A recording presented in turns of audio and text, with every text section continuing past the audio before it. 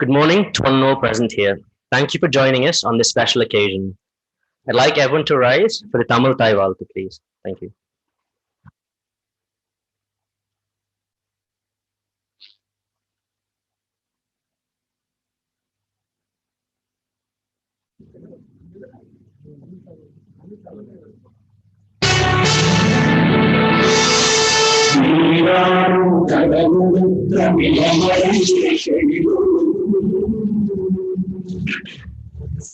Good morning to one more present here. Thank you for joining us on this special occasion. I'd like everyone to rise for the Tamil Thai Valtu, please.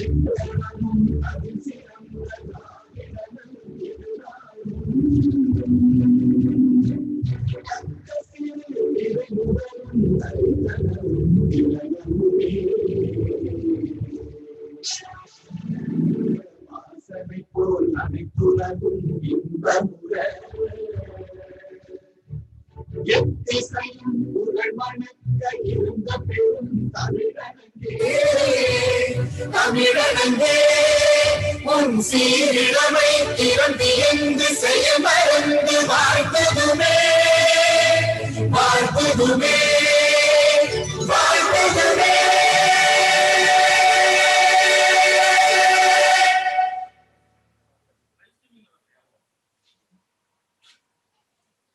Kindly be seated. Gives me great pleasure to welcome you to our program here today on dynamic navigation systems. This installation is the first of its kind in India and is sure to provide a unique and exciting learning opportunity here at Saveetha. I would like to welcome our honorable dignitaries, Professor Deepak Nallasamy sir, Director of Academics at CIMATS, Professor Shija ma'am, Dean of Saveetha Dental College and Hospitals, Professor Emeritus Beg sir, Program Director Muthushekhar sir. I would like to request you all to take the dais, please.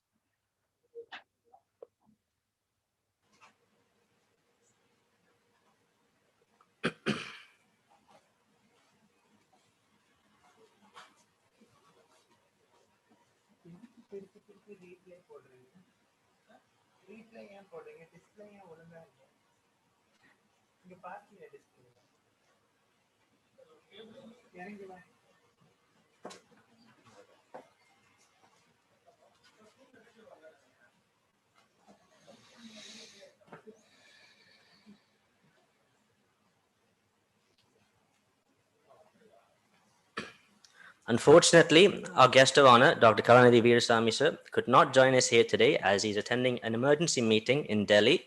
However, he will be joining us later via Zoom. I'd like to take this opportunity also to thank our friends from the media team who have accepted our invitation and joined us for this event. And of course, all our participants who have joined us here and online from all over the world. Before we begin, I humbly request Director Sir, Shija Ma'am, Beg Sir, Muthushekhar Sir, and Murugesan Sir to light the Kuttuvelakku and inaugurate this event.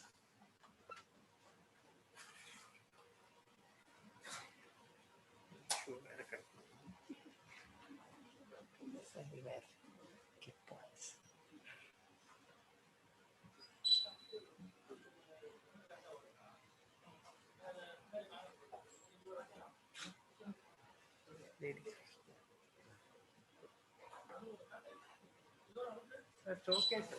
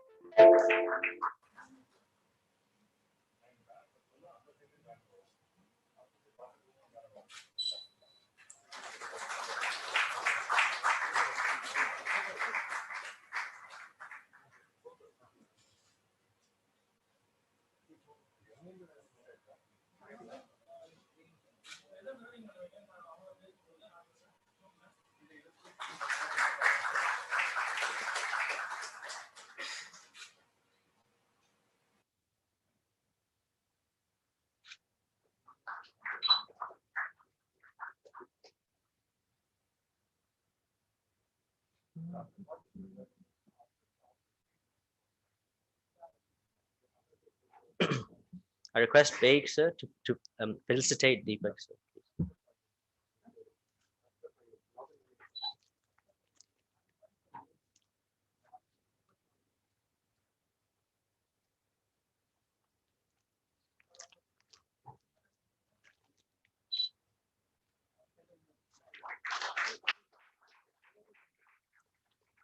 I kindly request Muttasekar sir to felicitate Shizam.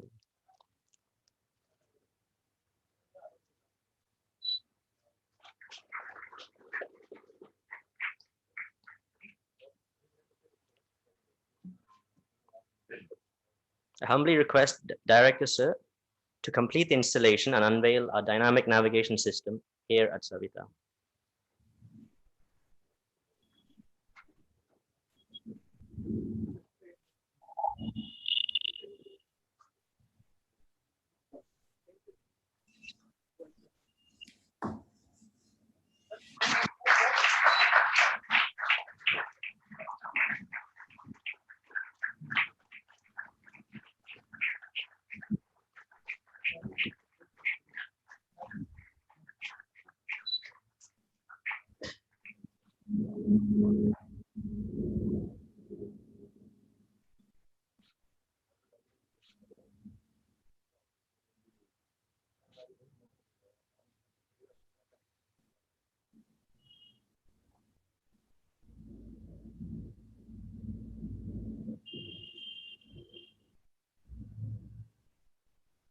Humbly request Director sir to the dais to share a few words.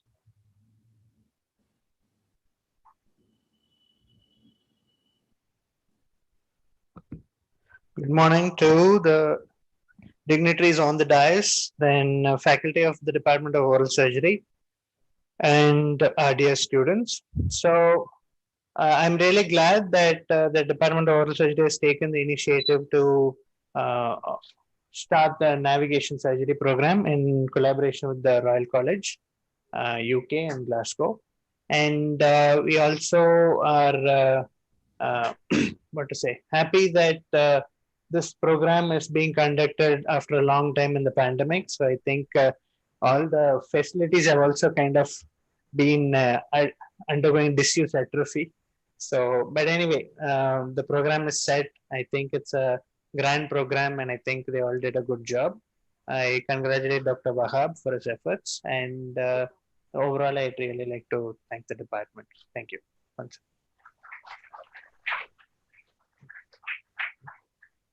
Thank you, sir, for your inspiring words. I now invite Shija ma'am to the dais to share a few words with us. Very good morning, respected dignitaries on the dais and my fellow colleagues and dear friends. I'm also very happy to see now actually seeing people together itself is a luxury. So now we are realizing that it's like this, we can't take anything for granted. So I'm happy that I could see happy faces in front of me. And so regarding this program, I'm also very happy that it's like our relationship with Glasgow is, I think we have a long relationship, especially in the MFTS program, and we had student exchange program. Now we have initiated this research collaboration with this dynamic navigation system. I congratulate Dr. Wahab for initiating this program, and I wish all the success for this program. Thank you. Thank you, ma'am, for your kind words. I now call upon Madhu ma'am to address the gathering.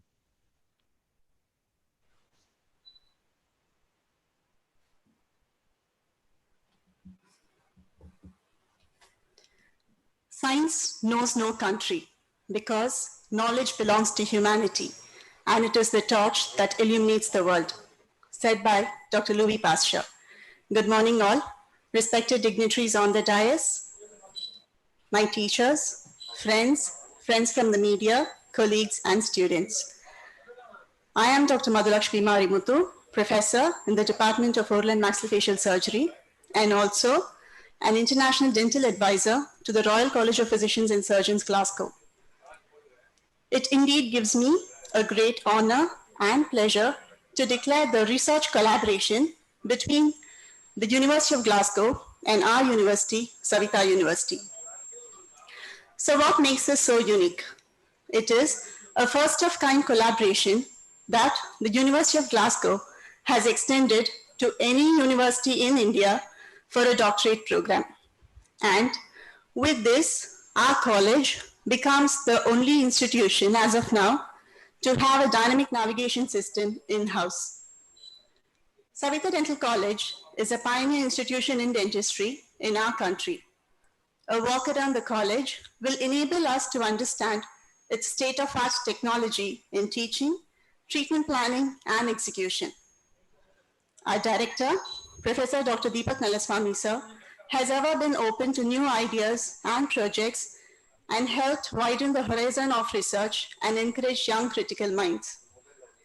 When the whole world was contemplating coronavirus, our director motivated every student and faculty to make this opportunity to improve our research portfolio.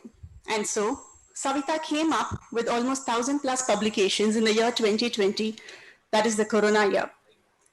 Why I say this? To emphasize the importance given to research by Saveetha University. And we are happy it has been recognized globally. And here we have a joint project with the University of Glasgow for the first time.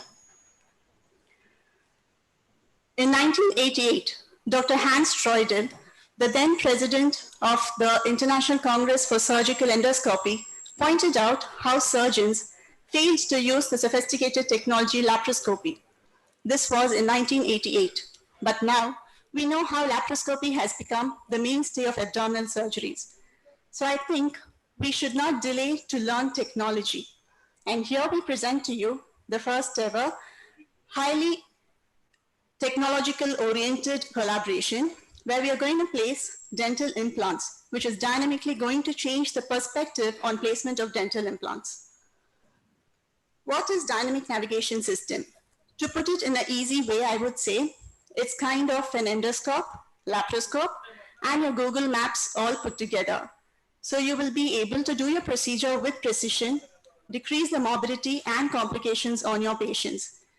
Yes, to begin with, we are starting with dental implants to give that good smile on the patient. Is smile so important? Smile not only elevates the muscles of the face, jaws, and eyes, but it's also important to boost one's confidence. So I think a procedure done for a good smile is worth it. However, let me point out that the dynamic navigation can be used for many other procedures. It has been widely used for neurosurgery, but now it is slowly finding its way into maxillofacial surgery. So it helps us to go into areas which are not accessible with the help of navigation, and we will be able to give good results to the patient with less morbidity and no complications. With this collaboration, on behalf of Saveetha Dental College and the University of Glasgow, the project lead in Glasgow is Dr. Ashraf Ayub sir, who has promised to support us in all research projects. And as a fact, the second research project on robotics is in pipeline. With this collaboration, we invite all academicians, clinicians, and researchers to come up with more research projects and proposals and join hand with us. Kindly make use of the opportunity and give us an opportunity to serve everyone. Thank you all. Dr. Ashraf Ayub sir will be joining us in Zoom to further say about the collaboration.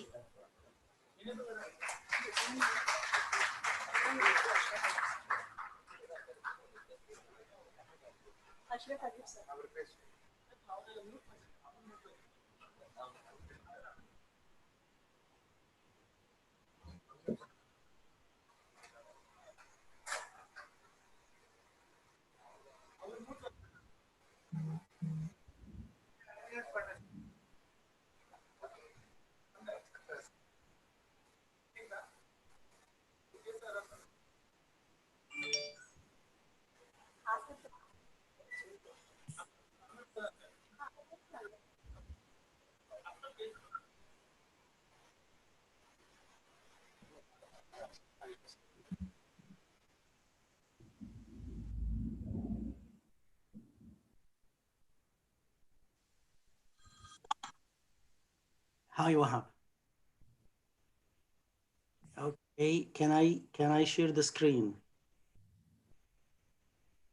I have no options to share the screen.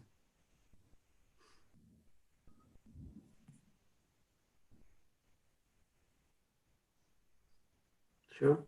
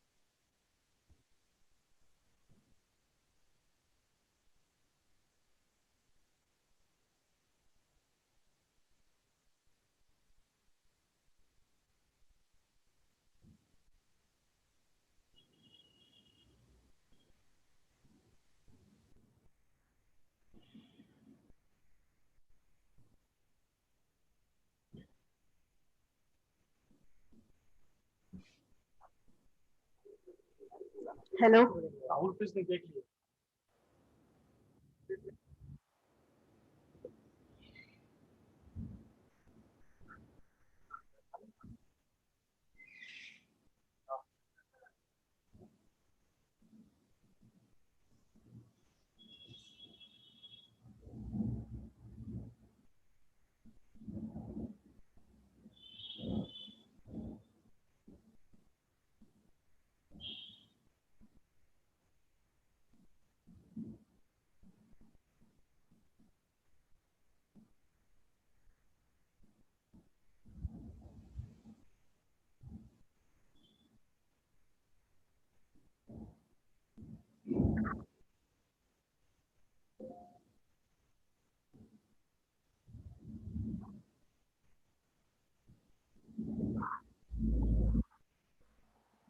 Can you hear me?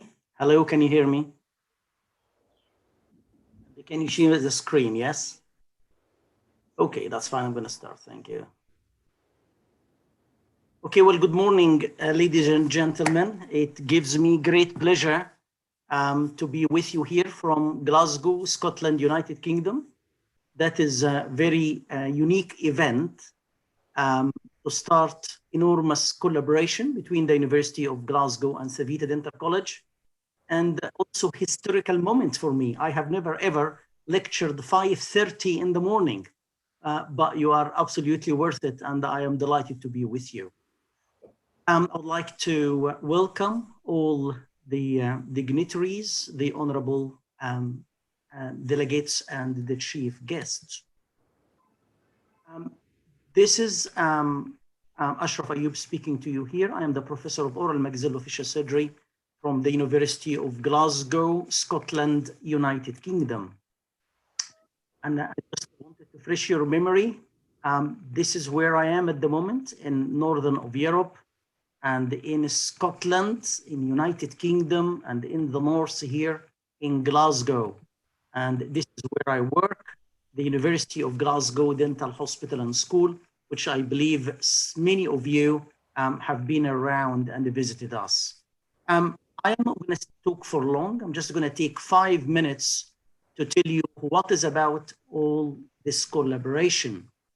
This is our beautiful Scotland, and I'm again looking forward to welcome many of you to come and see us in this beautiful spot in the world. The title here is what I wanted to call past, present, and future. Collaboration with Saveetha Dental College has been over 15, 20 years, and this is one of my first early visits. We were hosted by Professor Baig and the Professor Motosaker to conduct courses in the surgical correction of facial deformities. And since then, the collaboration has been continuous. And I have to say, whenever we visited Saveetha, we were welcomed warmly by the Chancellor, Varaya, and to him, we owe any success that we may have achieved in this collaboration. And things has moved forward, and I'm talking about the present now. And no doubt about it, the young Professor Wahab is an international authority in oral maxillofacial surgery and the able professor, and I am delighted that we're establishing this collaboration with him. Likewise, Madhu, the international advisor of the Royal College of Physicians and Surgeons in India, is enormous ability. I have to say, she is absolutely correct. This is the first ever collaboration between of Glasgow and Indian Institute to the capacity of delivering and monitoring a PhD program leading to the Doctor of Philosophy. And our collaboration is on the application of dynamic navigation system in oral and maxillofacial surgery. I have really to acknowledge the future. And the person who really ignited this type of collaboration is Ashwani Bahalaru. Ashwani is Bachelor of Dental Surgery from Mumbai, Masters of Oral and Maxillofacial Surgery, and a member of the Royal College of Physicians and Surgeons. And really, she is the new dimension of collaboration in a doctorate degree. And she has facilitated that level of collaboration, and I'm no doubt she will inspire many of the younger generation to continue on the same pathway. Thank you very much for being there, and we look forward to share with you our success on annual basis and move this collaboration from strength to strength.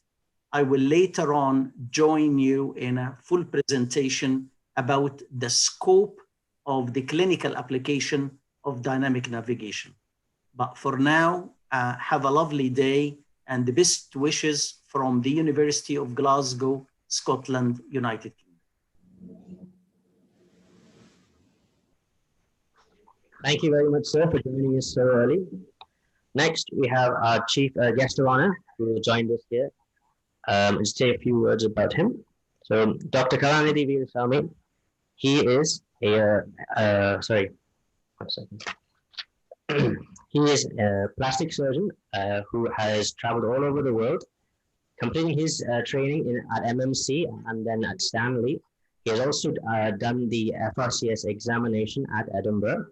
Apart from this, he has also followed in his father's footsteps and had a lot of success in politics as well. I believe he's joined us here today. It's an honor to have you with us. Can you hear me? Yes, sir, we can hear you, sir. You can hear me? Yes, sir. Respected Chancellor, Dr. Veerayan, and Director of Academics, Dr. Deepak, and Dean of Saveetha Dental College, Dr. Sheeja Varghese, and the participants in this presentation. Very good morning to one and all. It gives me great pleasure to be joining here in this program of the inauguration of and launch of the dynamic navigation system at Saveetha. And I congratulate Dr. Wahab, who has probably taken a lot of effort to make this possible. And my relationship with Saveetha goes a long way. I mean, the Honorable Chancellor, Dr. Veerayan, and my father are good friends. And Dr. Saveetha, his daughter, and I studied together. So, and apart from this, over the last 15 years, we have done several surgeries along with the maxillofacial team for microvascular surgeries, for their oral cancer surgeries. And along with my friend, Dr. Chepak Ramesh, who is also a microvascular and plastic surgeon. So it gives me great pleasure participating in this event at Saveetha. And I have always seen that Dr. Viren has taken great efforts to ensure that his institute stays a step above the competition in terms of all the other medical dental colleges. And he has ensured that the facilities provided for the trainee doctors, dentists, has been one of the best. And having operated over here at Saveetha, I can certainly say that when you can do a microvascular surgery in a dental college, the facilities provided over here are really amazing. And it is good to see that an international collaboration like how Professor Dr. Madhulakshmi had mentioned that a first dental college and first institute in India to have signed up for a dynamic navigation system in India is laudable, and I congratulate everyone who has participated in this to make this possible. Thank you very much. Thank you so much, sir, for joining despite your busy schedule, sir. I'd like everyone to kindly stand for the national anthem, please.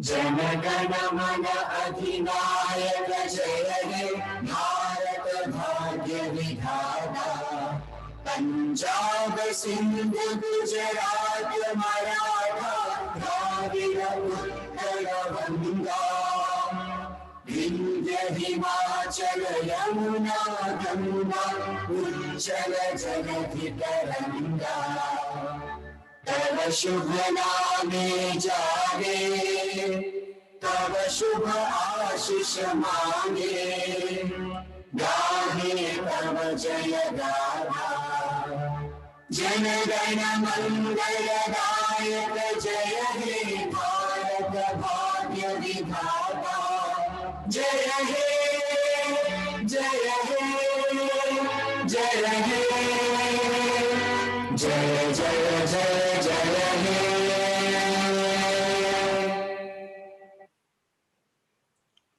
Thank you. With this, I'd like to conclude our inauguration ceremony, and we will commence the scientific session, which will be held online via Zoom. Thank you.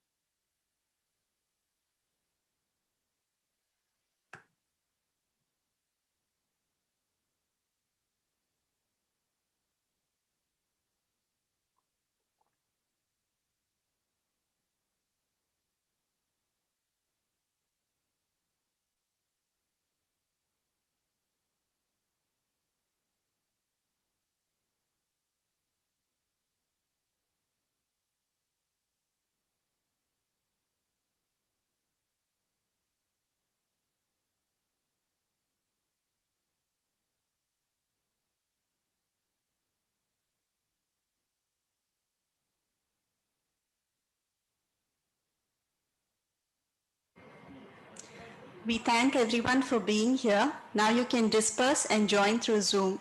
So you'll maintain more social distancing. Thank you.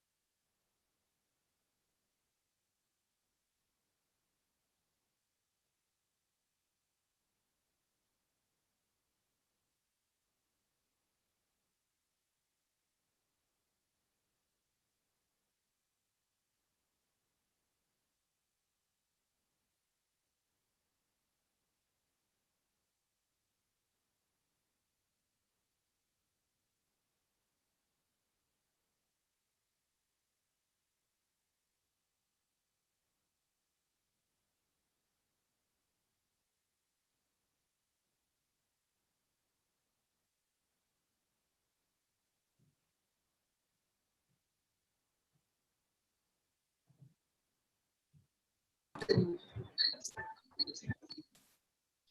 morning. We will be commencing the scientific session now.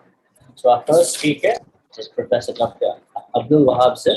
He is a professor and head of the Department of Oral Maxillofacial Surgery Academics at Saveetha Dental College here in Chennai. He will be giving us an insight into the current trends in image-guided surgery. Thank you.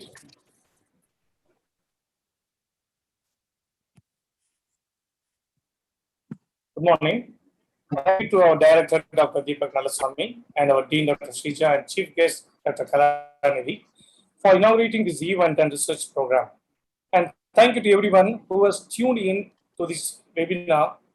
It is my pleasure to discuss the current trends in image-guided surgery.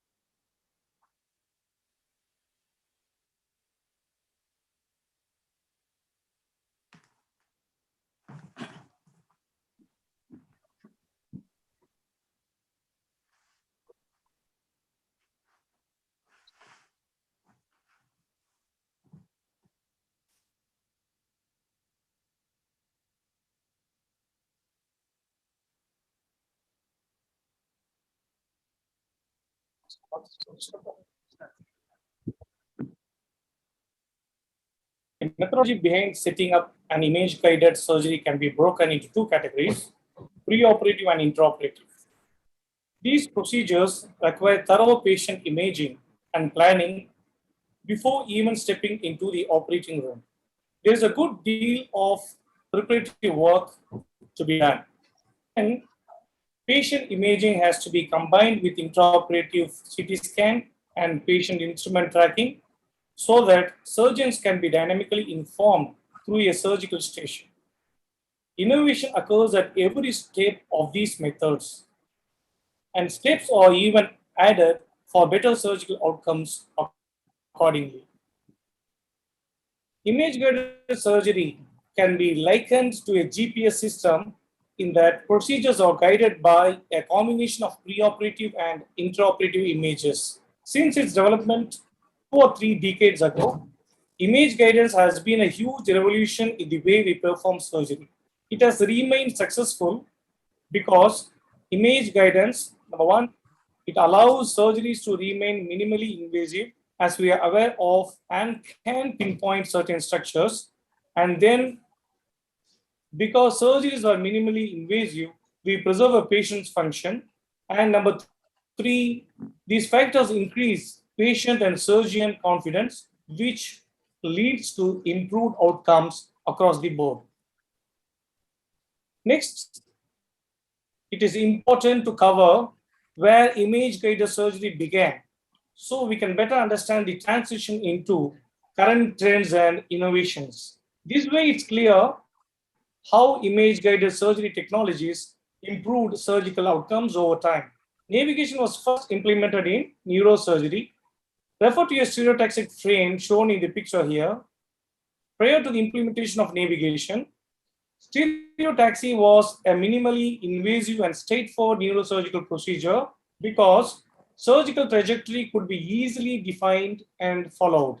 However, problems arose when planning major surgeries. Using anatomical maps to guide surgeries were inaccurate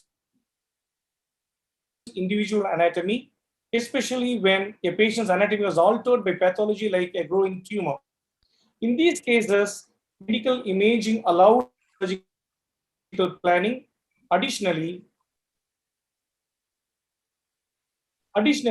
navigation removed the need for frame stereotaxy, and stereotaxy became frameless.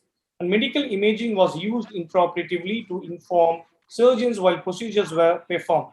After image-guided surgery, found its way into orthopedic surgery. Here you can see a total knee replacement. Just as navigation and 3D visualization was advantageous for neurosurgeons, it was also advantageous for orthopedic surgeons to be able to avoid vital structures like nerves and vessels. Here is a great example of current trend in image-guided surgery that builds upon imaging and 3D visualization. On the left, you can see the conventional system. The patient is optically tracked and patient visualization is displayed on a computer station. This can be inconvenient as the surgeon has to continually look up at the station, and obstructions may prevent patient's visualization, and visualization can be inaccurate. A more accurate alternative can be seen on the right. That is an intraoperative augmented reality system where a surgeon wears a head mount device or HMD and can see an image guided overlay over the patient. Intraoperative tracking. Furthermore, there have been many innovations in tracking systems that track both the patient and instruments so that the navigation systems can inform the surgeon of where the instruments should be in relation to the patient compared to where the instruments are currently. For the optical tracking, the first method is the standard optical tracking. The trackers are fixed onto the patient. In this image, the tracker is with seal screws. The instruments also have trackers attached to them. You can see this in the picture here. Cameras around and over the operating table can recognize these trackers. Being able to track the position and angle of the patient and instruments in real time is what allows for navigation. On the right, you can see that the instrument is represented with a line, it's a blue color, near the skull. A current trend in tracking is electromagnetic tracking. The electromagnetic transmitters are fixed around the patient, which generate an electromagnetic field that is picked up and converted into 3D representation. Surgical instruments are fixed with a receiver. This method is highly accurate, but the electromagnetic field is sometimes problematic because it can become distorted in the presence or the interference of the metal. Another current trend is ultrasound guided tracking. Here, we see a standard workflow except with the addition of an ultrasound station. This is similar to electromagnetic tracking, except instead of electromagnetic tracking, here an ultrasound probe is used to generate a 3D representation of a patient. Image-guided maxillofacial surgery. Now let's consider the applications of image-guided surgery in maxillofacial surgery. Other speakers will be covering in detail. I'll just highlight the image-guided maxillofacial surgery.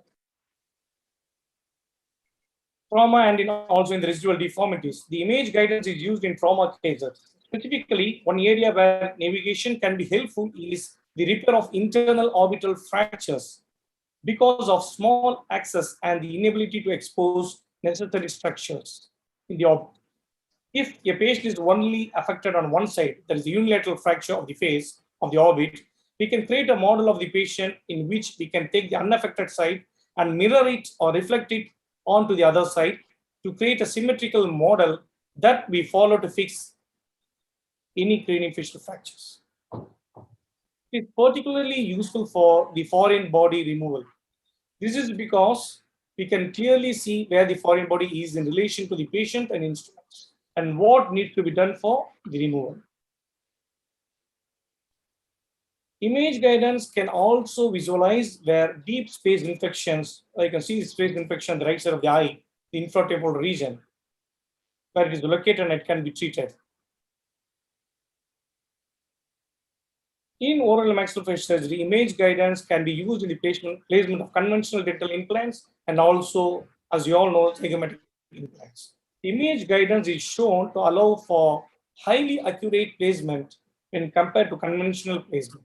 This is important because accurate placement allows surgeon to avoid penetrating the maxillary sinus and the main complication of placing zygomatic implants, which is sinusitis. maxillary sinusitis. The navigational study can also be used for orthognathic procedures to precisely perform osteotomies and place the hardware.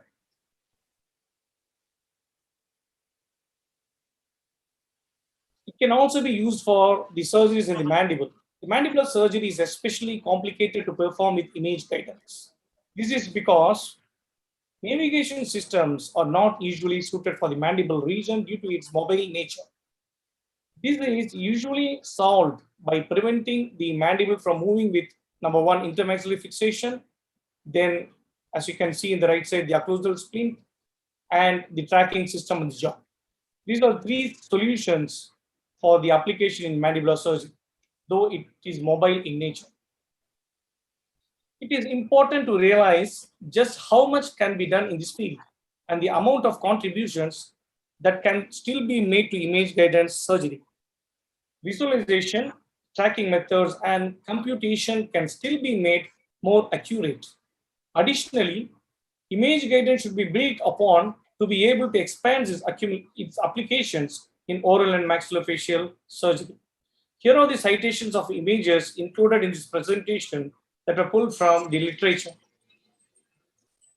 Thank you. Finally, I would like to again thank Director Dr. Deepak and Dean Dr. Sija ma'am for encouraging this research collaboration.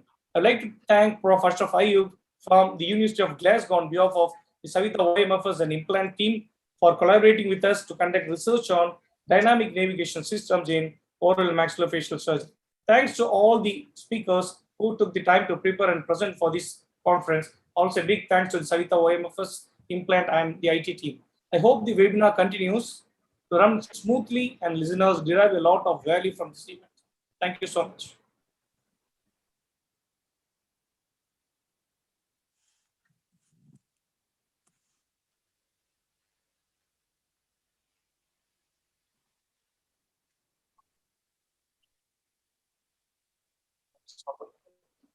Thank you, sir.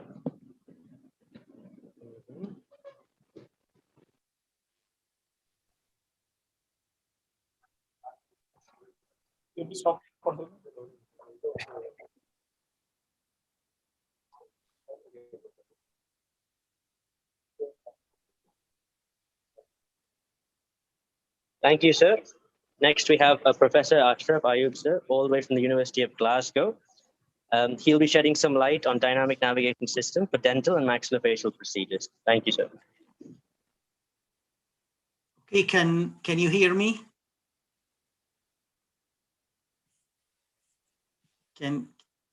Sorry, you are mute. Can you hear me? We can hear you, sir. We can hear you, sir. Loud and clear. We can hear you.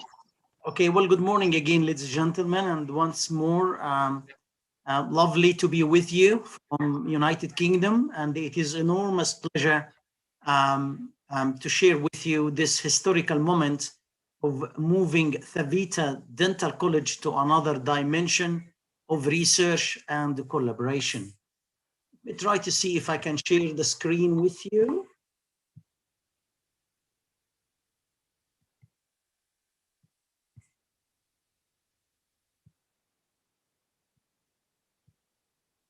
Can you see my screen? Yes? Yes, sir, we can see, sir. Okay. So during the next 15, 20 minutes, I would like to talk to you about the broad application of computer-assisted navigation system in oral and maxillofacial surgery. This is really to whet the appetite of many of you to start to embrace the technology, be familiar with the technicality, and inspire you for further collaboration. I am here phoning from the University of Glasgow, one of the oldest in United Kingdom, about 500 years old, and one of the biggest universities outside London, England. The concept of dynamic navigation is very interesting indeed, because for the first time, we will not be looking inside the patient's mouth or looking directly on the face. We will be looking all the time at a computer screen. And the whole concept of dynamic navigation is the philosophy of tracking. the ability of this stereo camera that you are seeing here in the top to track the movement of your hand and orient them in three-dimensionally to the screen of the pre-operative scanning. So you need to scan the patient in three-dimensional using either cone beam or CT scan. You plan the surgery in the screen, and the whole concept of navigation is really to copy the planning with a very high level of precision.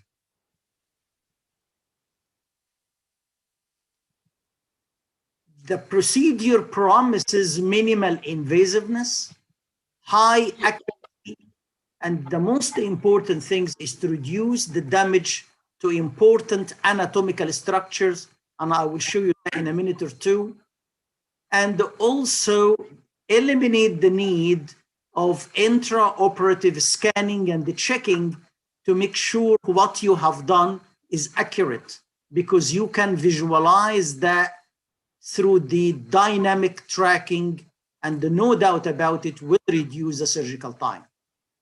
Perhaps this is the slide that help you to some extent to understand the concept of dynamic navigation. It is very similar to the tracking system that you have in your car, the GPS. So there is a satellite available everywhere. So if we are in Chennai now, there is a satellite to guide you if you have a GPS in your car. Then inside your car, so the satellite here will be acting clinically as the localizer to localize things in 3 dimensions. And your car, the similar to that will be the surgical instrument. So like the satellite can see the car, the localizer can see your instrument. The satellite will tell you how to navigate between these streets. Likewise here, our street is the detailed anatomy of the head and the neck region. So I will be able to navigate and move around the maxilla and the mandible, the foramina, the sinuses, and the orbit, like moving with your car using this instrument guided by the navigation. So this is really to give you an overall view of the entire concept. So we need to be able to have a tracker near from the teeth and also tracker attached to the instrument. And both of them are seen by the satellite system or the navigation system to orient you in 3 dimensions. There are 2 different types of tracking. There is an electromagnetic system to track your hand, but the one that we are talking about at the moment and the system that you have unwrapped early on in the operation is really optical system. So there are infrared sensor, which are the camera in the top, that really takes the light from reflectors on your instrument and on the patient head to allow the 3-dimensional navigation. So again, a close-up view, the image on the left side is the standard navigation system, which has 2 cameras to track your hand and show you where is your instrument in relation to the pre-operative CT scan. And the concept now is to look directly on the screen to be able to see where is your instrument in relation to the 3-dimensional anatomy of the head and the neck region. So it is important to know that because it's a steep learning curve. You and I have been taught to look directly into the patient. We need a strong light to look at the palate, the posterior part of the mandible. Sometimes we use the reflective mirror. All of a sudden here, your surgery will be all done by looking on the screen in the front of you, and your hand should be tracked automatically. How are we going to use this? And I'm going to give you some examples. So the first one is traumatology. Fractured cheekbone. How would you make sure that you have reduced the cheekbone properly? If you plan that beforehand, you can see that the reduced zygoma fits exactly the preoperative plan. The projection of the orbit for orbital reconstruction, careful reconstruction of the floor, fracture of the condylar process, open reduction and internal fixation, you can reach a very high level of accuracy.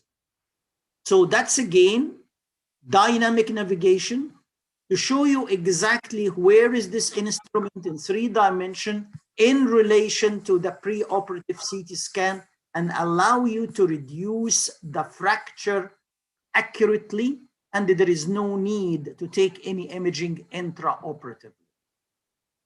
This is a very important slide, and I'm going to spend a little bit time here. This is the orbital floor. 2 major complications could arise from orbital floor reconstruction.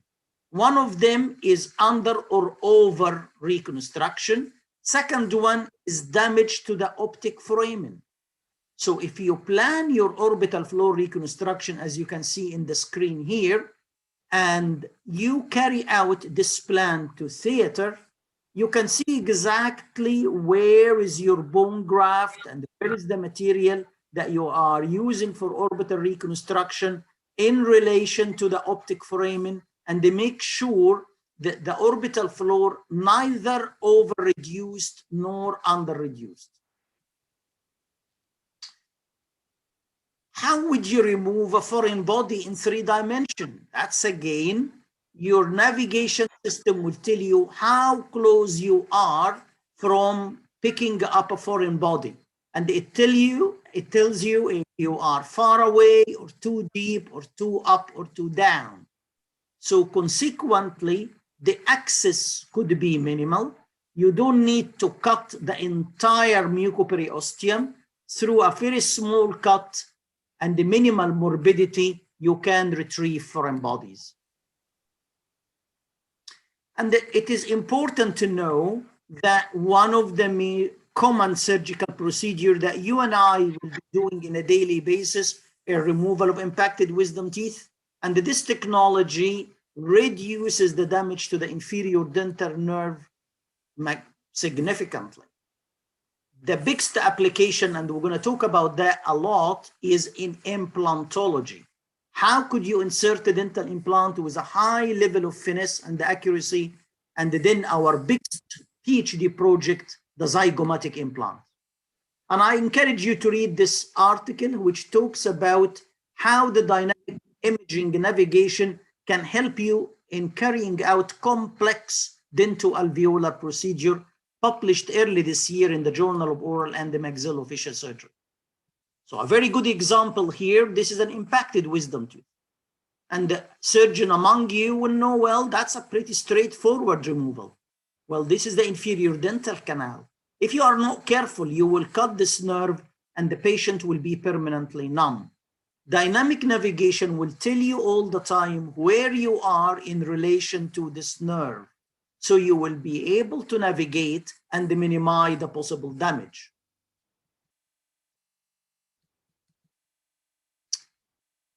Once more, patient with a keratocyst and impacted third molar, nerve is very close. You should be able to use dynamic navigation to orient you correctly and allow you to see where is the instrument in relation to the inferior dental canal and the other important structure. And as you can see here, these 3 bulbs act as your satellite to send the message to the infrared camera to help you or to orient your hand in 3 dimensions. And then, as you can see in this screen, you know exactly where is the nerve, where is the cystic lesion, where is the nerve buccally, and you'll be able to navigate very carefully, dissect even the nerve without permanent damage. Removing of lesions around the infraorbital foramen, and once more, this is the reflector that help the machine, the satellite or the 2 infrared camera to see where you are in 3 dimensions. Zygomatic implant, and I'm not going to talk too much about this because this is what will happen in a minute or two by our PhD students, but this is one of the major applications of dynamic navigation. Zygomatic implants are about 45 millimeter length implants. They are used when there is significant resorption in the maxilla and there is no need for bone graft. It eliminates the need for bone graft and the sinus left. Zygomatic implant runs the whole way through and they engage the body of the zygoma to provide you the retention of your denture. As you can see here, 1 millimeter out, you are in the cheek. 1 millimeter in, you are into the maxillary sinus, and you are very close from the infratemporal fossa. The accuracy here is paramount importance. And with dynamic navigation, as we're going to talk in a minute or two, you should be able to carry out this procedure more safe. In orthognathic surgery, it's very important for the accurate placement of the maxilla and the mandible. Could we be really doing this with a high level of accuracy? Yes, and I'll show you that. What about this wafer or a splint that we use to guide the surgery? We can do it waferless or without splint and avoid the condylar distraction in sagittal split osteotomy and orient the maxilla properly, avoid damage of the inferior dental nerve in sagittal split osteotomy, and also put the plates and screw in the predetermined position according to the thickness of the bone, because now I can see the bone quite clearly in 3 dimensions. So this one shows you, I am trying now to put this maxilla into the right position, Le4-1 osteotomy. The yellow line here is my pre-planned position. So as I am moving this maxilla in the operating theater, I can see how far I am from my planning. And once I reach to the right position, I can fix the maxilla in its place. So I don't need a splint and the accuracy is very high. For you, or for some of you who are educationalists and teaching students all the time, there has been revolution in using dynamic navigation in teaching students. This is gradually replaces the need for mannequin or a static plastic body. This is fascinating research that was done by Jana in Virginia, in Richmond, USA, and they tried to run a prospective randomized trial to see if the student can place dental implant comparing simulation model with the dynamic navigation. And she was able to look at the level of the skill of placement of dental implant after 3 attempts using dynamic navigation. And she showed quite clearly this concept of dynamic navigation has improved the manual dexterity and much better than the static simulation model. And for the gentlemen in the audience, you would be pleased to know that the performance for males on average was better in time and in accuracy than females, which a little bit unusual. This is the last application I wanted to share with you. And if you look at this here, and I would recommend that you read about endodontic access in maxillary molar using dynamic navigation, published in December last year by Omid Dianat et al. So if you look at this screen here on the left, A, and look at it in B, where is the problem? Can anybody suggest where is the problem? You can use the chat room to tell me what is wrong on the left on slide B.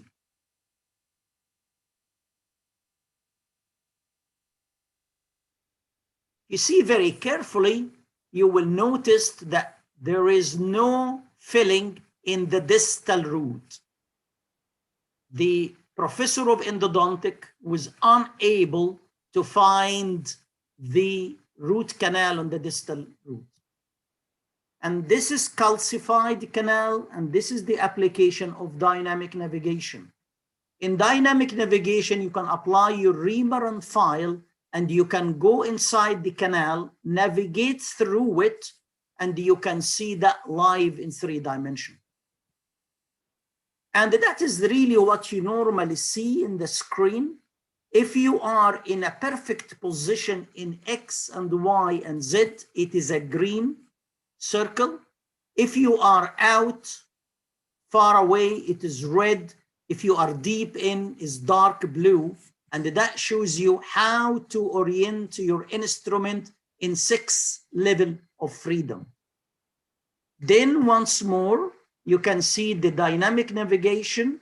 We are looking at the screen, and the instrument is inside the root canal. And obviously, they can now navigate through the distal root canal and apply a proper filling. Trying to give you a broad application of oral maxillofacial application, endodontic application, and educational one. This is the last slide, which tells you about another dimension of taking this technology. This is the dynamic navigation system, which tracks the movement. We may eliminate the surgeon hand and use a robotic arm. And the robotic arm would actually follow the tracking. And the word tracking here is the coordinate system. So the robotic arm can take the robotic system, transfer them, and then it can perform as a surgery. And we are about to start another PhD project at Saveetha College to link dynamic navigation with a robotic arm to perform a surgical procedure. So that will eliminate any errors by human and allow you to do very sophisticated surgery with a minimal level of morbidity. So in conclusion, ladies and gentlemen, dynamic navigation has improved the visualization, localization of anatomical structure, infraorbital nerve, inferior dental nerve, closed roots, or whatever structure you are working in. It allows you to control the osteotomy segment in orthognathic surgery and reduce overall time, allow you to perform complex procedure more successfully. The surgical time, therefore, is reduced because the visualization has been augmented. I proved to you it could be utilized as an excellent teaching tool. However, you have to be careful because the cost is high. Luckily enough, you are working in Saveetha now, which has a dynamic navigation system. So that is not a concern for you, but it is planning pre-surgery. You need to spend a lot of time to plan pre-surgery, and also the learning curve of coordinating your arm in 3 dimensions is a steep learning curve, and you need to spend some time to do that. It now gives me enormous pleasure to introduce the PhD student who will talk to you about the second part of this work. This is Ashwani Bahil Rao. Ashwani is, as I said before, she is a Bachelor of Dental Surgery from Mumbai University. She has a master's degree in oral and maxillofacial surgery, in addition to the membership of the Dental Faculty of the Royal College of Physicians of Surgeons of Glasgow, United Kingdom. I met Ashwani about 15 years ago when I was operating at Nair Hospital with Professor Khanna. And Ashwani attracted my attention with her eagerness to learn more. Years gone by, and I met Ashwani sharing with me the podium in several conferences and international meetings. Ashwani is a role model to be followed. She is our PhD student and the influencer of this link between Glasgow University and the Saveetha Dental College in dynamic navigation. So without any further ado, I would like to invite Ashwani to give her presentation.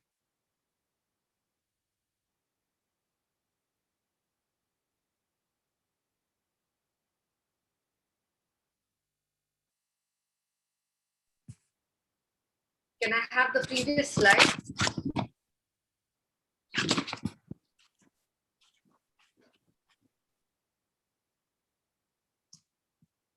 Do you want me to use my slides? I would like to go to the previous slide. My first slide. No. Can I use my presentation? Of course. Can you stop your screen share, sir, please? Of course.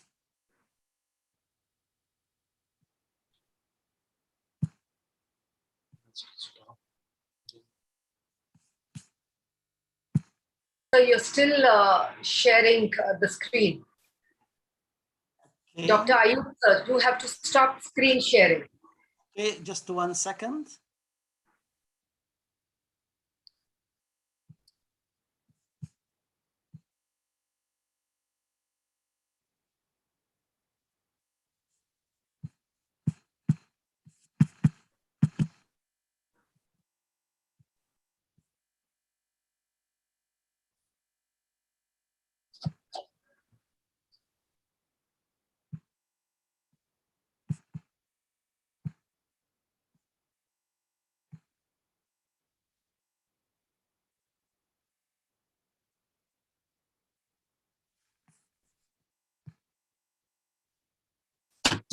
Thank you very much, Dr. Ayub, for the lovely introduction.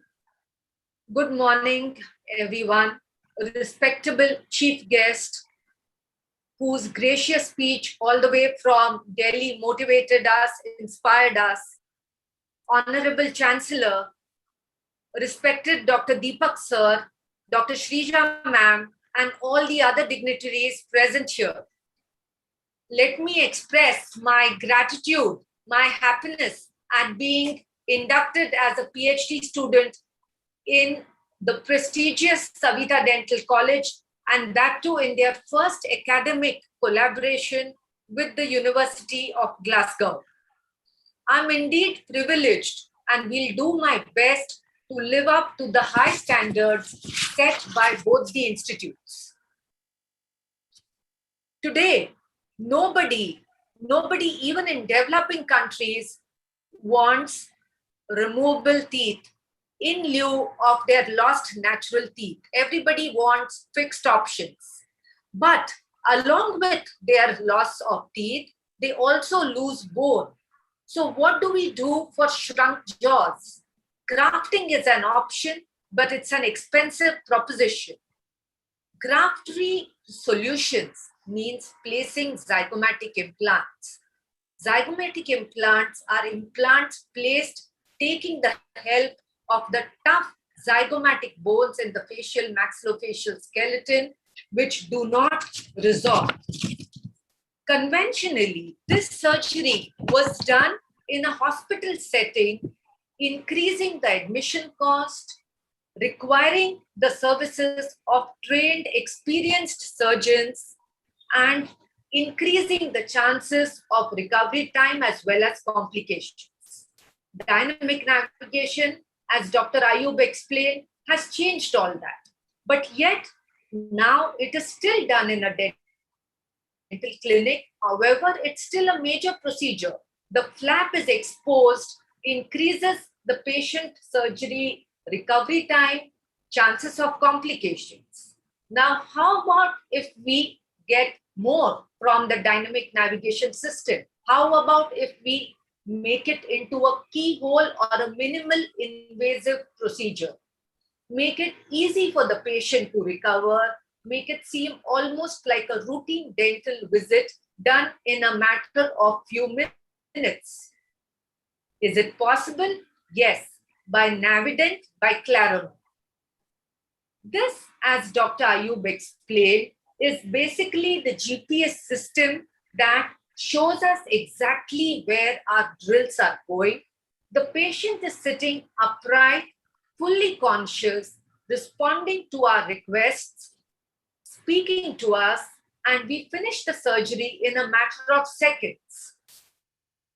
Can we do it successfully? Can this be sustained?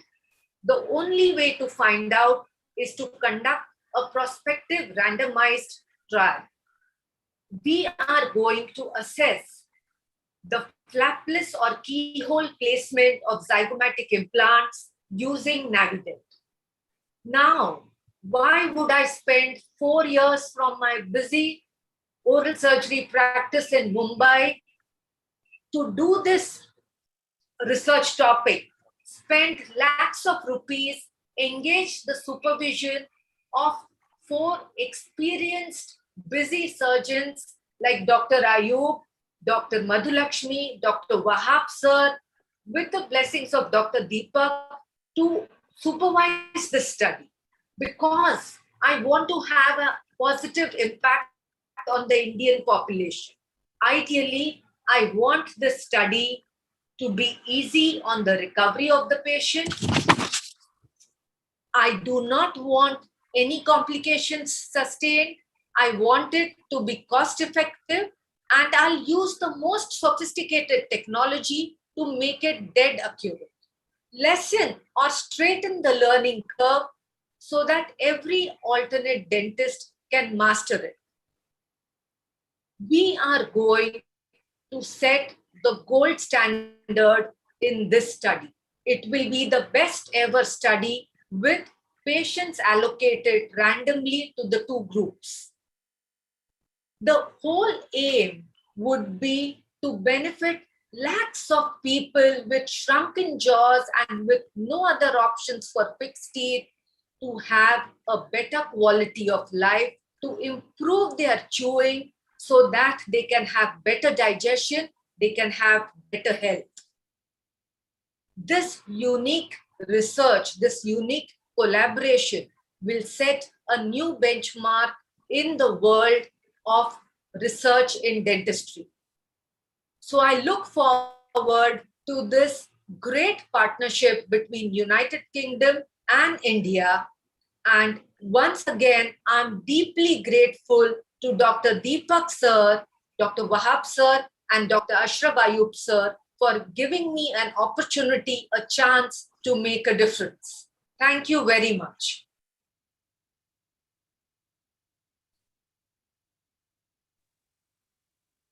Thank you so much, ma'am. And thank you, sir, for joining us all the way from Glasgow on such an early morning. It's been a pleasure to have you with us. I would like to invite our next speaker, Dr. Neeraj, sir. He'll be sharing his experience and knowledge in dynamic navigation within general dentistry. Take it away, sir.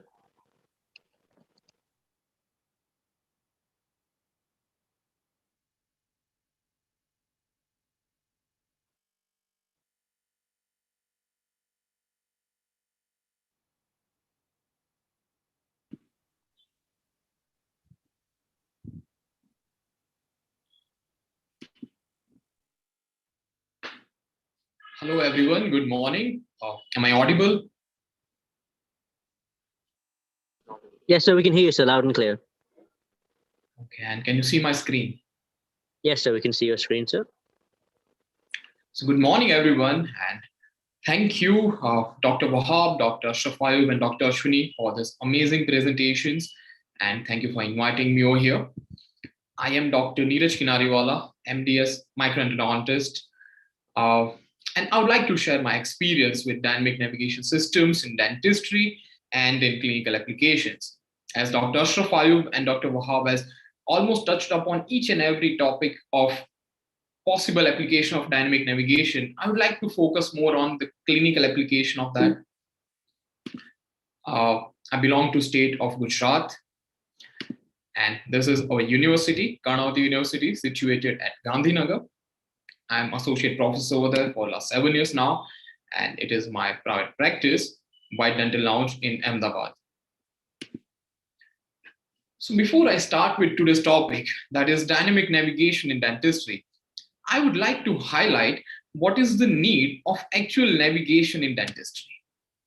And when we are talking about application of navigation, it must be answering few questions.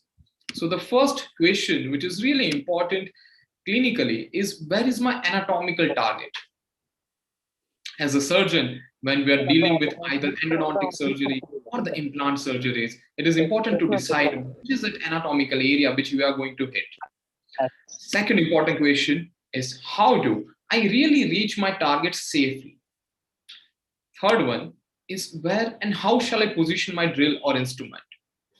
And last but most important one is to know during the time of surgery that where am I or my instrument during the time of surgery. And to answer this all question in this era of digitalization, we have various technologies, starting from static navigation, which is using 3D printed guide and splints, to dynamic navigation. Robotic navigation with artificial intelligence is still into a developmental phase, but certainly within the next few years, we can see that leading from the front. But these days, when we are talking about dynamic navigation, it is important to know what this technology is all about. And to my pleasure, Dr. Ayub and Dr. Ashwini has already explained in detail what this technology is all about. So I'll keep my presentation brief and just give you a brief overview. When we talk about GPS or the location system, normally the location of individual is mainly dependent from the triangulation system of the satellites. In the same way, when we are working with the dynamic navigation, there is a jaw tracker, handpiece tracker, and optical camera system. And that will track where our instruments are moving in real time. Yes, the most important part is the real-time navigation. It actually shows you that where your implant drill or where your dental drills are moving during the time of the surgery. So here is a short video which will answer all this question. The first one, when we want to plan where we want to place our target, even if it is the simplest case of a single implant, we can plan it precisely with perfect angulation. When you want to check your instruments, if on your screen you can see a blue color dot, that is showing that where our instrument is moving inside and how accurate is this navigation. As you can see, this is highly accurate system which can give you 0.0 mm to 0.2 millimeter of accuracy. When we are looking at the computer screen and start drilling with the system, it will show you and guide you how you should place your drill in the buccolingual direction and the mesodistal direction. And that's how precisely we can reduce the coronal and apical deviation as well. There's a case of zygomatic implant, which can help us in knowing that how precisely we can plan our treatment. But apart from all these advantages of the system, the unhighlighted part is that dynamic navigation can act as a quantitative tool. With period of time, it can provide an information archive. It can provide you right information at the right time. I would like to explain that into detail. So on your screen, this is how a screen of dynamic navigation system would look like. It will give you more depth and more knowledge on the buccopalatal view of that particular case, mesodistal view, and the target view. So you can plan your treatment in the 3 dimension and also execute that. There are a few terminologies which are very important when we talk about the scientific evaluation of the implant planning and implant placement. These 3 terminologies are coronal deviation, apical deviation, and angular deviation. Here is the first implant case, a single implant which I had placed in 2018, my first implant using dynamic navigation system. And being a beginner, at that point of time, my coronal deviation was 0.2 millimeter, my apical deviation was 1 millimeter, and angular deviation was 2.9 degree. That's how precise one can be with the implant planning and placement as well. Now, what you can see on your screen is a case of zygomatic implant.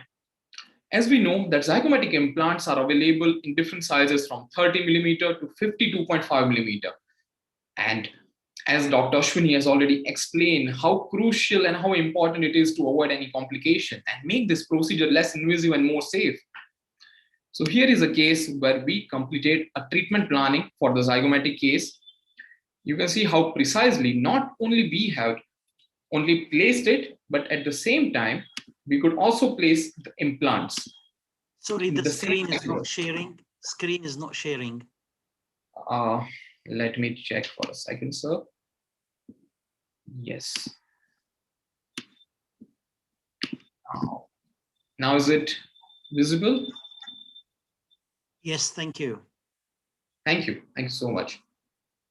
So now, as you can see on your screen, we can not only plant the zygomatic implant, but during the surgical part, we can also follow the pre-guided path, the predetermined path, and execute our surgery in the proper direction. Following that, the most important part in this type of difficult cases is the tracking, or what we call is the trace registration. I would like to go a bit into the depth of this topic. When we are going to work with the dynamic navigation, all we have is the CBCT data of the patient. And it is very important to correlate landmarks in patient's mouth to the CBCT data. And that's what is known as trace registration. In this procedure, we are going to select 3 to 6 different landmarks on the software, and we try to glide the tracer tool in the patient's mouth. As you can see on your screen in this video, it will collect different 100 points for every tooth, and it will create a 3D mesh. If we are going for the cases of zygomatic implant, we can also combine the STL file, which is the impression of the patient. So here, there is a case where we are superimposing the DICOM data over STL file for better accuracy of our treatment. Not only conventional and zygomatic implant placement, but this technology can also be very useful for the cases of sinus elevation. In such cases where the remaining bone thickness is 3 to 4 millimeter, and we want to achieve sinus elevation with window technique. This particular technology, dynamic navigation, will make sure that we are doing our procedure, which is least invasive and highly predictable. We need to first register our instrument, whether you're using any high-speed drill or the slow-speed drills. First instrument calibration is completed. Once our instruments are calibrated and trace registration has been done, it can guide you precisely in the location where you are going for the sinus lifting. On your screen, you can see a blue colored arrow, which is moving in real time near the floor of the sinus. And this is the post-operative CBCT image showing good sinus elevation with the window technique. And now coming to my forte, which is endodontics. Dynamic navigation system has been highly efficient in 3 types of endo procedures. The first one is management of calcified canals, a case which Dr. Ashraf had highlighted. Second one, non-surgical retreatment. Now there is a concept of selective root retreatment. And third one is a surgical retreatment. And now what we call it is microsurgical endodontics or targeted microsurgical endodontics. So on your screen, what you can see is a case of calcified canal in maxillary premolar. In this type of cases, proper planning is very important. The only difference is in the FOV of the CBCT. When we are going for zygomatic implant, we need to have a larger FOV. When you are going for the endodontic application, try to have a limited FOV with high definition so that you can maintain the centrality of the root canal system. Following this case of calcified canal, I would like to highlight the importance of dynamic navigation in endodontic microsurgery. In microsurgery, the most difficult part is determining the osteotomy site and at the same time executing it precisely. And that's why you will find very few clinicians who are doing episectomy in maxillary first molar or mandibular second molar. But with help of this dynamic navigation, now it is possible to have precise and safe osteotomy, and at the same time having accurate length of the root and dissection and accurate angle of the root and dissection. An endodontist in the attendance would really appreciate that length of the root and dissection and angle of the root and dissection are highly affecting the survival of the tooth following the surgery.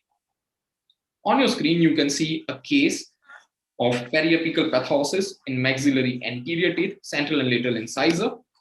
And what we plan for such cases is called cortical window technique. With help of dynamic navigation, we create a cortical window which is minimally invasive and safe. And following the treatment, this instead of bone grafting, we try to put this window back in its position. What you can see on your screen is a case of mine where we have completed osteotomy and root and dissection with help of dynamic navigation. On the upper right hand of your screen, what you can see is a green colored dot, which is moving, and that is the exit site of osteotomy. The beauty of dynamic navigation is that with the single cut, we are not only cutting the bone, but we are also resecting the root end at the precise predetermined angulation.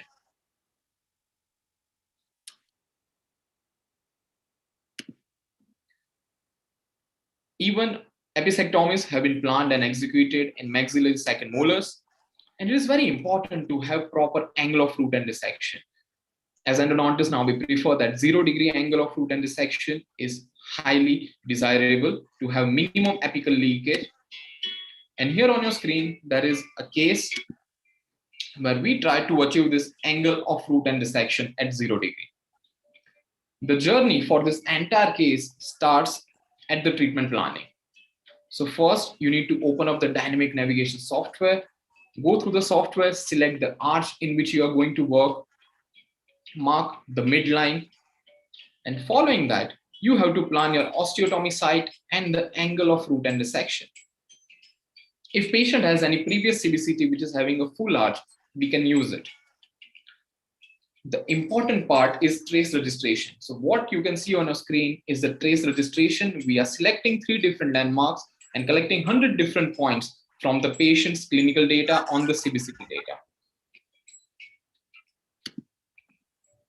Following that, what you can see now is live real-time tracking of our instruments or the drills intraorally. And there is a cortical window technique where we can achieve precise and safe episectomies. And this is the angle of root and dissection, what I'm talking about. 0-degree root and dissection. And it's very important to inspect your root surface after the episectomy. And what you can see on your screen is a precise episectomy with more favorable prognosis. When we want to compare the static navigation with dynamic navigation, there are 3 important points. The first one is that we can visualize the drill in the real time.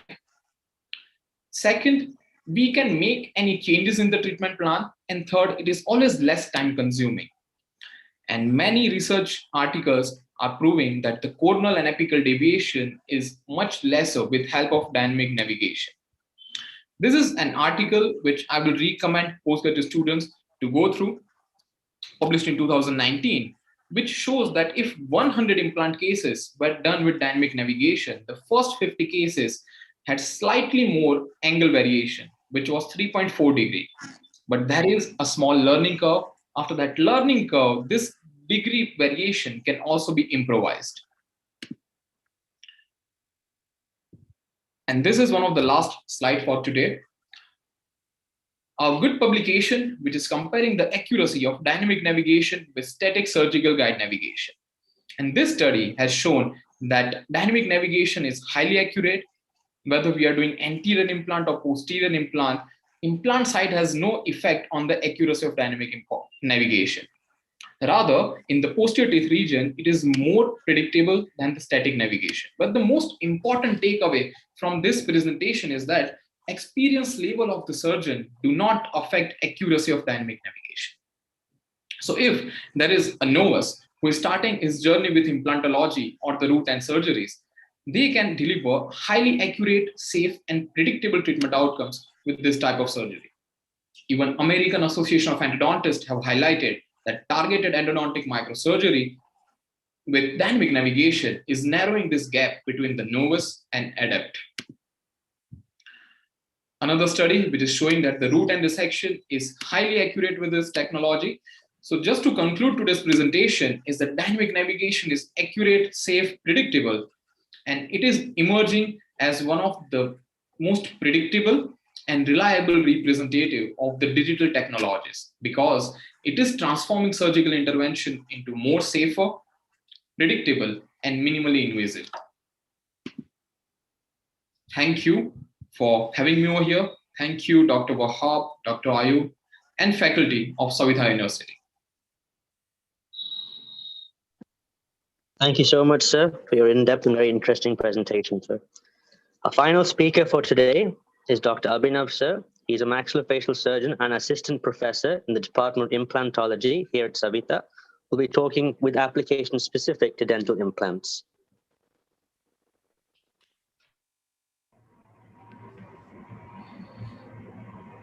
Good morning, all.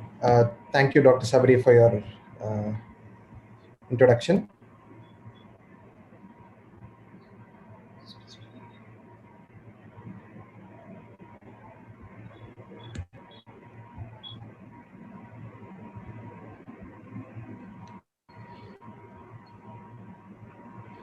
Yes. So my topic for today will be navigation and dental implants. Well, Dr. Neeraj has already covered a little bit of what I had wanted to speak, but then I'll try to make this as simple as possible. For a layperson to understand how navigation is done, how the treatment is planned is quite difficult to understand. But then in my presentation, I'll try to make it as simple as possible. So dental implant treatment planning and placement has benefited due to the availability of in-office based imaging and the development of simulation and planning softwares. So this combination of the software and imaging has allowed for the development of static guides to achieve predictable accuracy in implants. But from static guides, we have now progressed to dynamic navigation systems, which has improved the process by providing a real-time navigation tool to improve the accuracy of your implant placements. Just 1 second.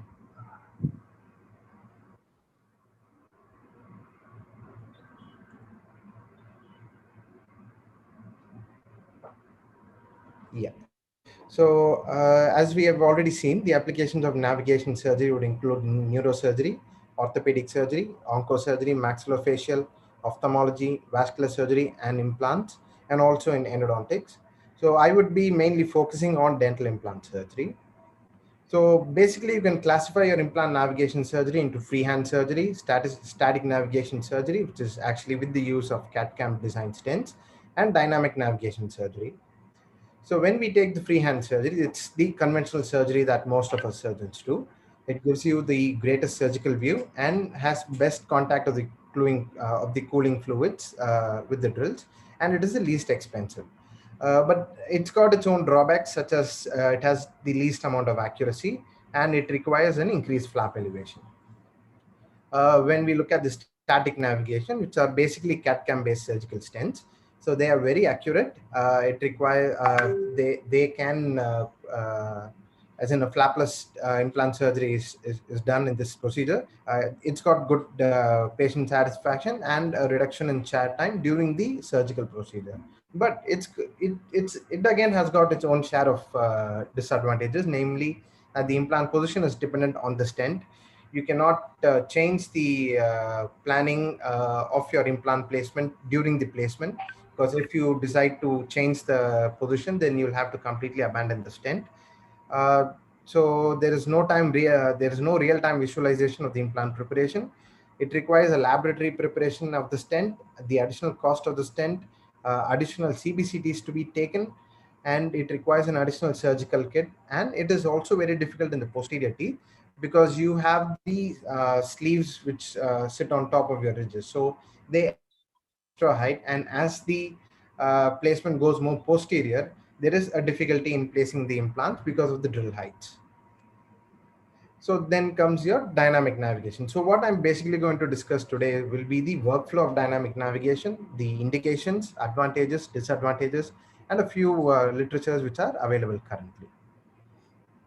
So coming to the workflow, the initial workflow for dynamic navigation was a stent, and then a scan, a plan, and a place.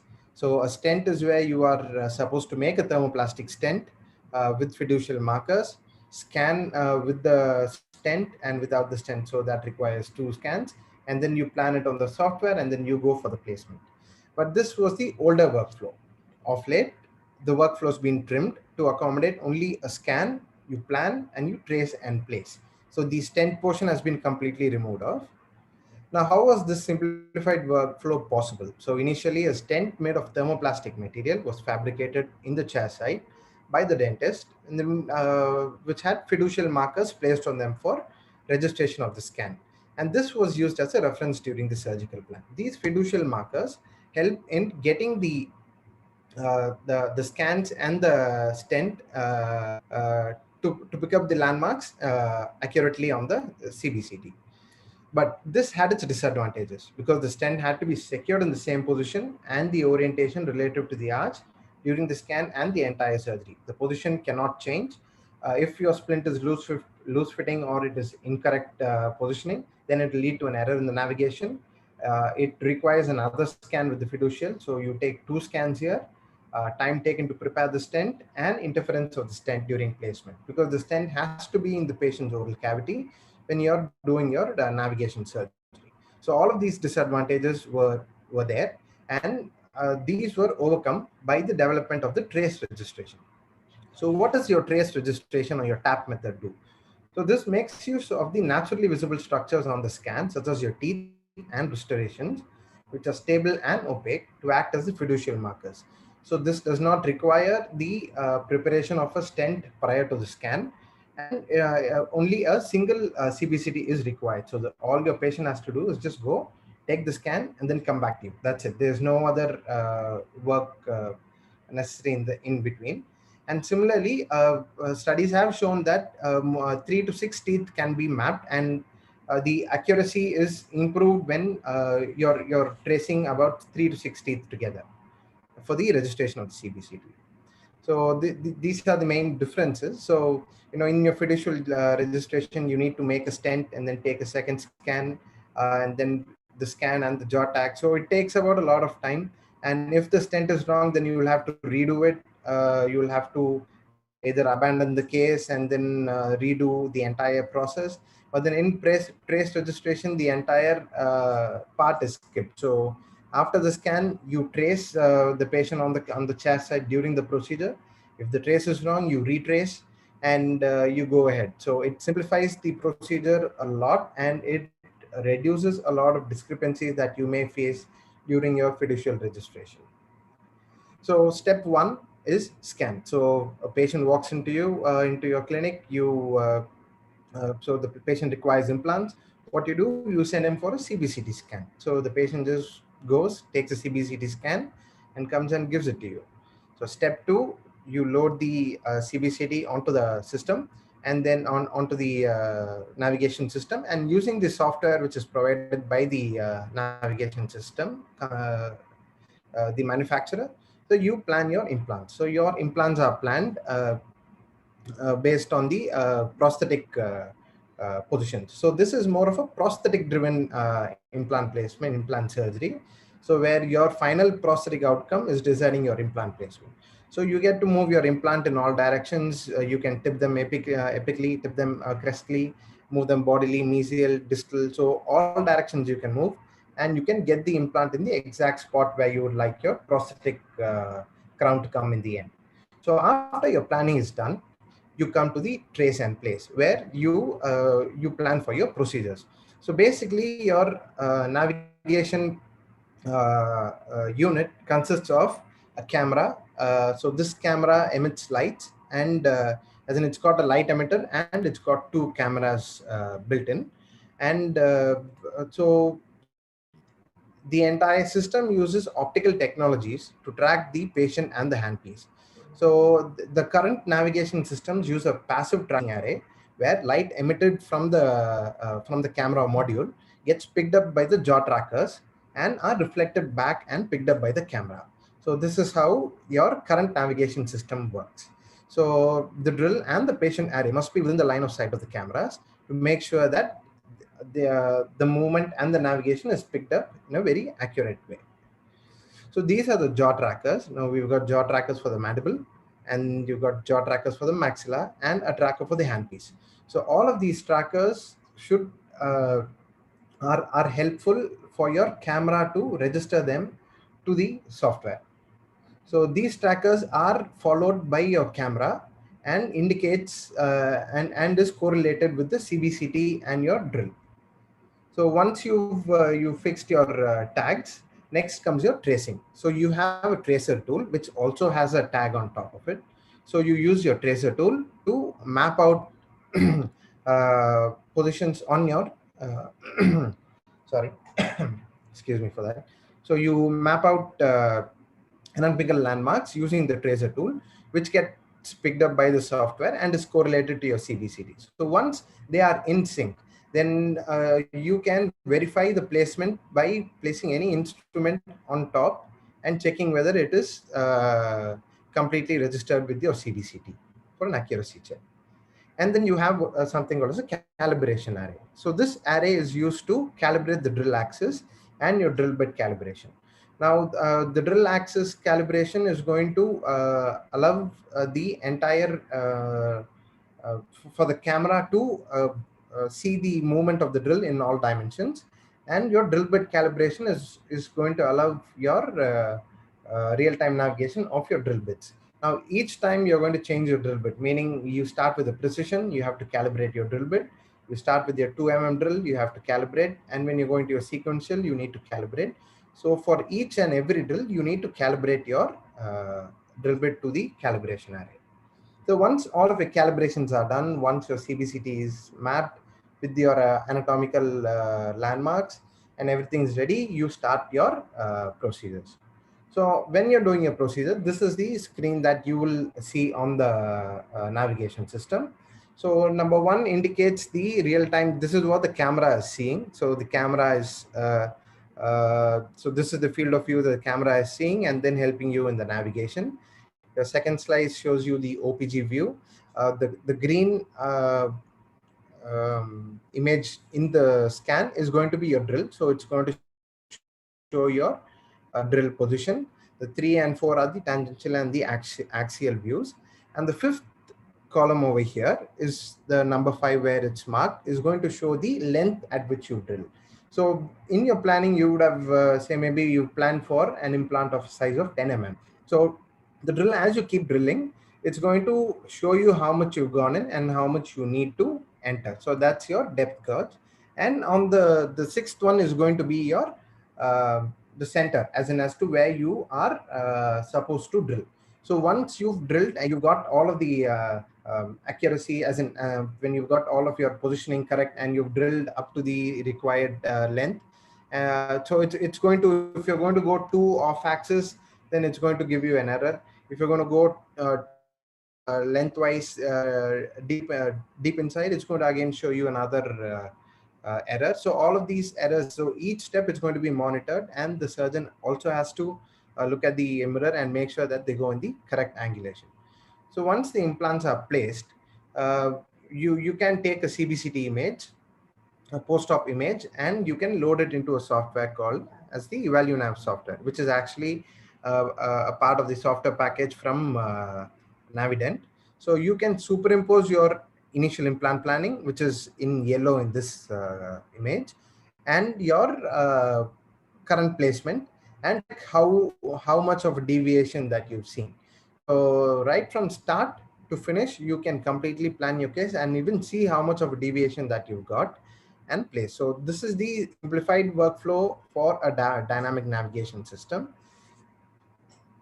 So what are the indications for this system? Now we can use dynamic navigation in sites where it has been ridge augmented, where you don't need a lot of flap elevation. You can so where you can plan a flapless and so as to not disturb the superficial part. So you can in placement of adjacent implants in aesthetic zones to control the depth of the osteotomy, where you feel that the nerve is too close or it requires a very accurate placement. And also in cases where there is a sinus proximity, in patients with limited mouth opening, where a surgical stent is not going to be very useful because the handpiece is going to obstruct with the drill length, going to obstruct your osteotomy. Again, in sites such as your second molars, and implants in tight interdental spaces, where even you cannot place your guide tubes during your placements. And so the advantages would be that it's got an improved accuracy when compared to partially guided and freehand surgeries. allows for correct implant placement with proper parallelism, and you can modify the planned surgical approach during the surgery, which is not possible in your static guided uh, surgeries. But the disadvantages is if the trace is not right, or if there's any error in the system that would affect the spatial relationship, then it can lead to a mistake during the drilling and implant placement. It requires a learning curve, as Dr. Neeraj has spoken about it. And a precaution is required during all steps of surgery to avoid an iatrogenic complication, and the cost of the equipment. Yes. So coming to the literature review, I have a couple of literature reviews that I would like to share with you. So this is a clinical study done by Edemir and Arisan. So this was done in 2020. So they've compared a total of 92 implants, and this was so they concluded that the navigation technique can be used to transfer the virtual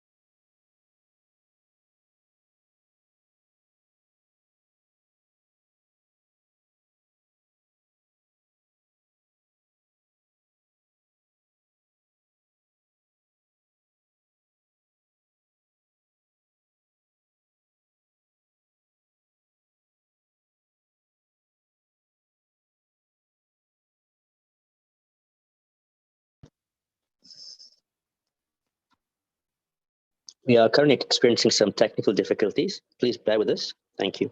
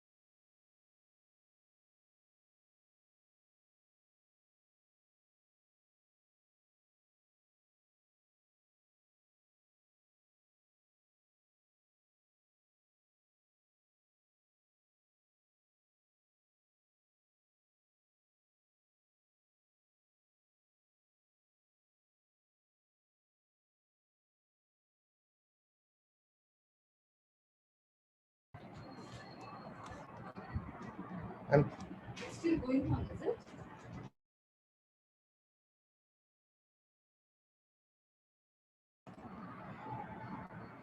sorry, there was a small hiccup. So yeah, I'll just continue from where.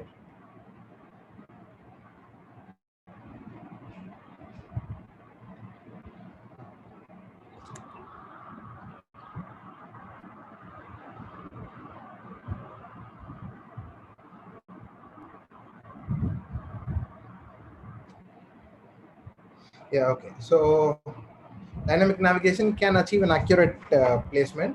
And so they conclude that the accuracy of navigation seems higher than the static guides in the molar region. So there's another systematic review and meta-analysis by Garcia et al. So in their conclusion, they have stated that the use of the dynamic computer-aided implant surgery could reduce the rate of complications since it allows a highly accurate implant placement. And finally, another, sorry. Yeah, so another meta-analysis by V et al.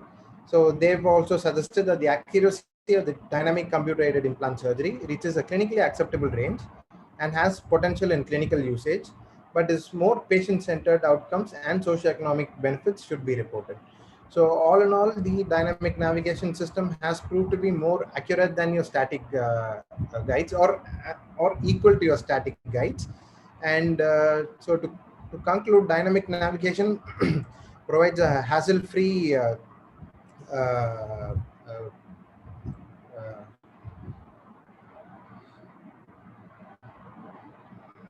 sorry. It provides a hassle-free method in computer-aided navigation system to achieve a very accurate placement of the dental implants comparable to the static surgical guides. Thank you.